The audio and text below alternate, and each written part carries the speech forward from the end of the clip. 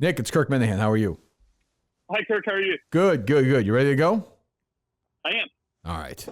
So, so we've been talking about this story, the Dodgers stuff with the trade happening yesterday, and it's you're rolling it to me is straight. It seems like to me, and I don't know, you were kind of trying to do the right thing here and got pushed aside. Am I misinterpreting it or no?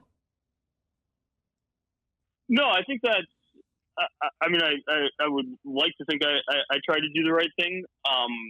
One of the things that was very disturbing to me looking back on it was I had a bad feeling as this was all going down in real time, and it certainly didn't feel like it was being handled above board, and it was only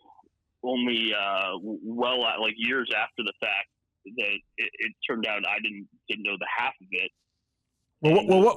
What didn't? So I mean, we talked about it yesterday. We talked about the star of the show. We've been doing a bunch of other stuff since. So basically, the stuff happens with the Dodgers players. One of them is the guy Verdugo who just got traded to the Red Sox, and it seems to me reading it that Gabe Kapler essentially tried to sweep it under the rug, set up this weird dinner. It just, I mean, I don't know. Walk me through what I'm missing here.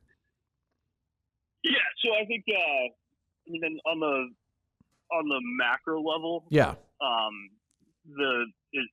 think the story is more about the aftermath and the handling of it, mm-hmm. and I think part of that is because we don't really have a good idea what happened at the time because there was an effort not to know what happened in the hotel room. Correct. Right. And that's so from kind of talking through what I knew at the time was got a call from Gabe. I believe this happened for late at night, early morning, and so it was the next day. Let me know that something had happened, an incident at the hotel. Didn't go into details about it. Eventually had the players come in and talk about it. By then it was by the time he talked to them, it was a couple days after the fact. He had included me eventually. He had copied me on an email chain he was somehow in contact with the grandmother, right? The girl's grandmother, and it was very bizarre. That is strange. I was going to say, so I'm sorry. So when I read the story, I read a couple of stories about it yesterday. It seems very strange that the grandmother, so let's just say, let's play out as awful as it is. Somebody important in my life this happens to. I don't think I'd be able to get in correspondence with the, major league equivalent of that. It just seems strange to me. Well, that's a question that I don't think has been answered and probably needs to be. Is I think and to be clear, I've only seen part of the emails that I was on. Mm-hmm. There was obviously the initial exchange between them, which at the time David had mentioned that he would forward to me, and ended up never doing that and kind of being dodgy about that. And that's a pretty key part of this because for a couple of reasons, one of what you just mentioned, on the surface, how that came about, and then just contextually, even just reading the emails and kind of putting the dots together, this was not I don't want to say it's not impossible to get in touch with somebody, but Sure. this did not strike me as the person that would do that and go about finding that. There was a way they got in touch, and that's an important question to answer. I have when I look at this, a couple of the things I'm looking at from a Red Sox perspective and a Verdugo perspective. Do we know, and why don't we know, who did the Snapchat? Yeah, it seems like that would be traceable. Does that seem public? It seems something that somebody could find if they dug just a little bit, no? Yes, and my understanding was that was Alex. That was my understanding of it at the time. That was Verdugo. Yeah, that was my understanding of it. So he did. So in your understanding is he's the one who Snapchatted and put on social media the video of this girl beating up the other girl, the two girls rather. Correct. That was my understanding of it. Do you know what else Verdugo was involved in? Because it's kind of being played off in Boston like, well, he didn't really know what was going on there. Like, do you have any idea what his involvement was in the situation? I mean, there's kind of the story that Alex gave Kapler and myself at the time was that he was passed out while the alleged assault was going on. The version that eventually came out in a police report was that Alex and a couple other girls that were with them that night were in a hotel room, or were in the bathroom of the hotel room. So that's there's a lot of discrepancies going on. I've never heard a version that Alex was involved in a sexual assault. I think it was probably an episode of poor judgment on his part. My take on it at the time and I spent a lot of time with Alex. He was drafted right out of high school and was on the younger side for that even, and so and had a bit of a reputation coming in as well. And we had I ended up spending a lot of time with him in the aftermath of this, trying to mentor him and help him out a little bit and get him on the right path. And one of the things that was a pretty clear takeaway for me was that the other individual involved, and there'd been a couple other data points that had led to this conclusion as well, is that he was just hanging out kind of some of the wrong older players that were influencing him. So the other guy was a couple years older, and that can happen in especially in professional sports when you get guys coming in and the wrong person takes you under their wing. And I think Alex exercised some pretty poor judgment in that regard, and he needed to grow up based on a lot of different things. And I don't think he was like the biggest villain in all of this by any stretch. I don't think it reflects well on him either. Well, I gotta say, I do think, Snapchatting and filming two older women, beating the hell out of some teenager who's like more drunk than poor that is pretty reprehensible behavior. I mean, Jesus. Oh, of course. And by the way, illegal behavior. I mean, for sure. I think we need to. I think there's a lot that I think the really unfortunate part about all of this is that there was never really a good faith effort to handle it appropriately and in the best it's disappointing to me to see what's. I don't want to excuse any of the behavior that happened, because obviously the point is to address that, but I'd almost put I think there's a special level of hell for when you have. It's one thing for you have young men making poor decisions, and we want to do the best to address that so that it doesn't happen again, and we can correct that. But then when you have executives who are making even worse decisions in a really rational way, that's pretty bad. Well, I mean, it's also, it's not dissimilar to what we've seen in the Me Too era everywhere. There's sort of these powerful guys or guys in charge try and silence this stuff. And, for a story this big, it's been completely silenced. And, this happens, and whether the sexual assault happened, whether it's true, whether it's not, it should be investigated. And it seems to me, you went to Major League Baseball. You informed the league about this, right, in 2017. They didn't know anything about this until you talked to them? Correct. Or I can't say that for a fact. That was the impression that I got from them at the time. And I guess in theory somebody could have told them, but that would have been I never heard that. Right. That was also the impression that I got. Speaking with them about it, it had come up. I told them everything I had about it. I think when this came up a lot when Kapler was hired by the Giants, and I think like the particularly disingenuous part about it is Major League Baseball is as complicit as anyone, in that they were putting out there that they did some investigation into how he handled it and didn't find anything inappropriate. And at the same time, like for that to be true, it contradicts their earlier statements where they strongly implied that they in fact were trying to distance themselves from it and say that it was handled at the team level. Well, and on top of that, right. like somebody put your name on it and answer the questions, like instead of like putting like anonymous sources out there. Like, and what's sad is like what's like really disappointing in all of this is like this is clearly it's clearly an issue across society. It's not just an issue in baseball. But what you see is like when there's I don't think it's fair to blame executives or the commissioner when you have like when you have that big of an organization. There are going to be incidents that happen, but I think it's a matter of like how you respond to them and handle them. And this is a pretty consistent pattern right now, and it's hard to when their response.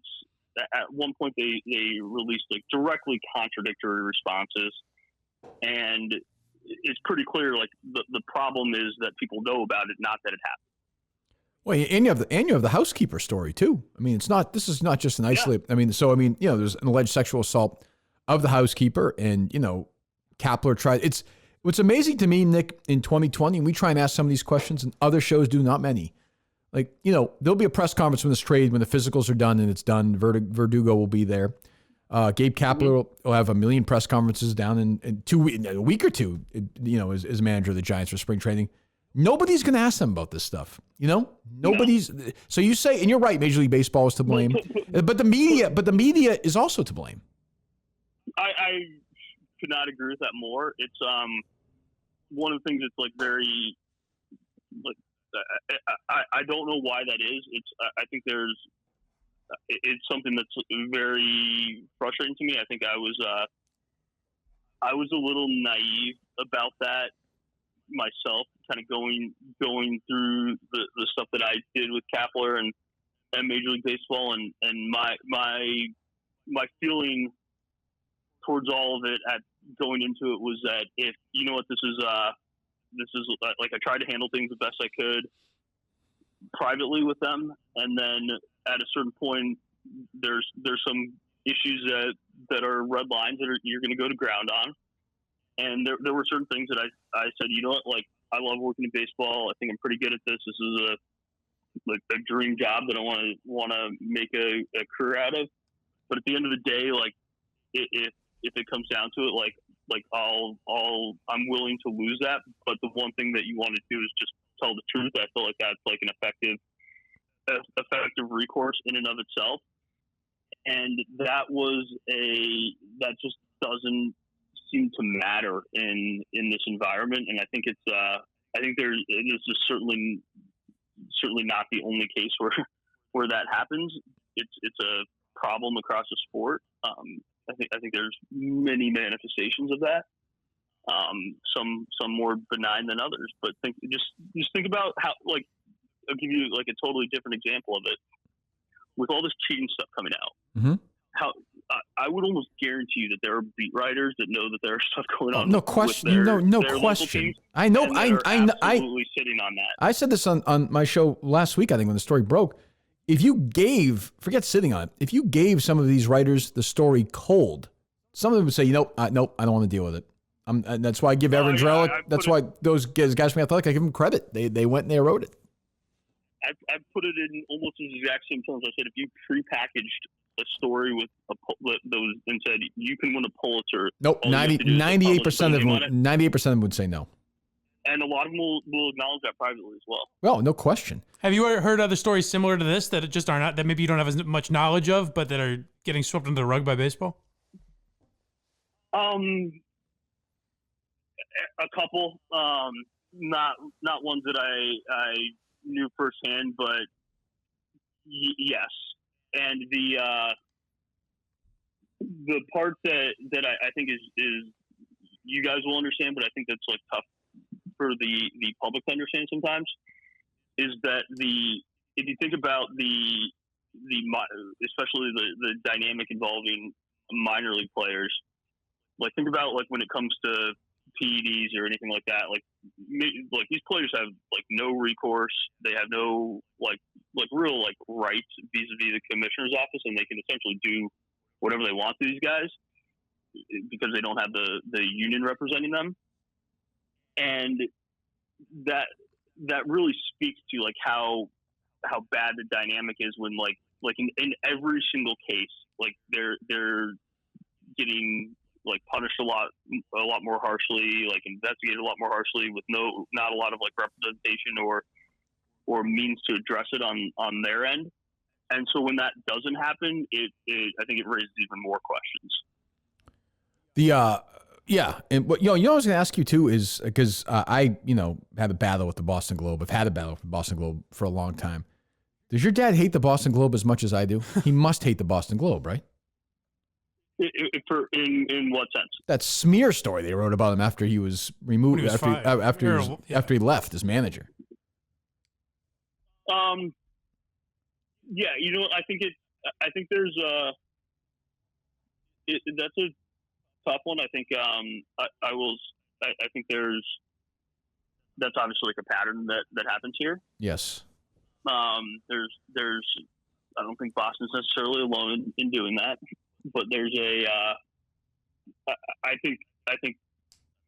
don't want to speak for him, but I do think that there's when that kind of thing happens, at least the way I think about it, like I don't necessarily blame a reporter for doing that kind of thing. Like they report information.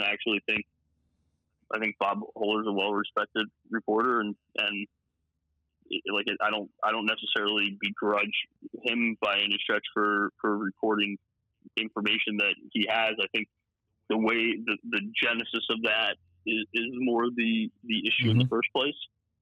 And I think that's where, like, I think just in terms of, like, there's a reason that stuff comes about, and, like, the motivations, I think, on the part of the group behind that were pretty clear. And it's a shame that you can't just make a decision and go for it and try to own it and have to try to justify it in that way. And you've seen that quite a bit from some people here. Are you blackballed from Major League Baseball? Oh, yeah. Completely black. Like there's just you couldn't get it. I mean, I don't know would you want to get a job in the Indians organization, for example, or not? No, I wouldn't want to do that. I was when I went to work in baseball, I was I knew that. I mean, I don't think I need to tell you guys this. There's a long history of nepotism in baseball. Yeah. And one of the things I wanted to do was I was coming out of the Marine Corps and had wanted to really, like, I knew, like, having my last name, like, that there, you can't, like, escape that, and it is what it is, and wasn't going to, like, shy away from that, but I wanted to kind of, like, fight that perception as much as possible, so I was pretty deliberate about trying to not get a job based on that, so I wouldn't actually, like, cut down the teams that I was willing to work for initially, probably to my own detriment, that didn't have a connection initially. So how do you know you're black? How do you know when you're blackballed? How does that manifest itself? Well, going from at one point, I mean, having even people like Kapler say, I mean, I felt like I was pretty much like on the fast track, and even Kapler saying, like, it's a matter of time it's a matter of when, not if, that you're running a team to eventually just make it. I mean, it was made abundantly clear to me that I was blackballed, and saying that talking publicly and some of the things I was saying were not compatible with a career in baseball. I just, I'll never get, like, I just don't get, and we do this all the time. We talk about these stories all the time. I talk about the story in particular because, I don't like the Red Sox. I have issues with them. So this story is interesting to me, but we see it all the time in entertainment. We see it all the time in business, where if Gabe Kapler had just done the right thing at the start, whether this girl is telling the truth or not telling the truth, or they just litigate it and do it. If he just handled it correctly from the start, it would have been fine. Like I don't see the downside of handling this one by the board. Like I don't get the gain. But that being said, no one's really talking about it, so maybe he wins. The game. Maybe he wins. He's a man, and by the way, he's gotten 2 manager jobs. So I mean, what do I know?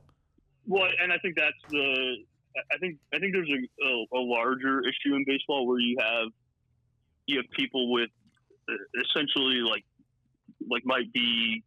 I think a lot of people take this idea that because I am running a department, like a scouting department, or because like if I'm a GM running a team, I'm therefore like an experienced leader and good manager of people. And a lot of these individuals have zero business being in charge of other human beings. You mean like Mike D? Is that who you said? I have not worked for him. I worked. Not speak to that one. Okay, well, I worked for him for a little bit in radio, and he should not be in charge of anything. He should not be in charge of the produce section somewhere. I'm just be very clear about this. This is not a bright man. But go ahead. And there are, so I think that's like a pretty clear pattern for one, and I think just even how people define like the job itself. Especially on the baseball operation side, where like if it were me, I would look at it more as the CEO of a baseball operation, and I think in a lot of ways it's become like in more like the lead analyst and the person who makes trades, and in some ways turned into something resembling real life fantasy baseball. But I mean, I think just from a bigger picture, I mean, this is like to me, I look at this and I say Gabe Kapler doesn't care that this woman was assaulted, but that's what I'm saying. Or this housekeeper was assaulted. Like I just don't think he cares. You don't have. But I think I think those are inextricably linked, in that you don't have people who are one. You don't have the checks and balances that you see in baseball is not alone in having to address these issues. Oh, for sure, yeah. But other companies are going to have like a lot more developed like structures in place, and in baseball, like this, the stuff that they do is at best considered eyewash.